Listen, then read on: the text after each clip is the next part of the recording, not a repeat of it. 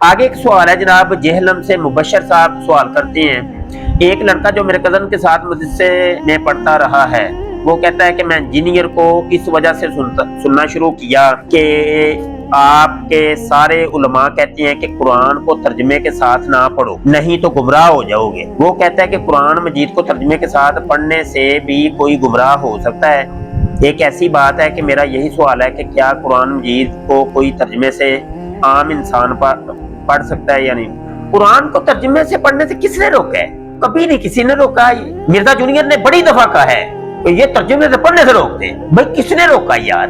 میں بھی ایک عالم ہوں، میں تو نہیں روکا۔ کوئی بتا دے کس نے روکا ہو۔ تو ترجمے سے پڑھنے سے کسی نے کوئی نہیں روکا۔ اصل بات یہ ہے کہ بھائی خود نہ پڑھو، کیونکہ یضل بہ کثیرا، گمراہی والی حکم میں نہ آ جاؤ۔ بس علماء یہ کہتے ہیں کہ کسی عالم کے پاس بیٹھ کے پڑھ لو، خود پڑھو گے پتہ نہیں اس کا ترجمہ کچھ کا کچھ لے لو گے۔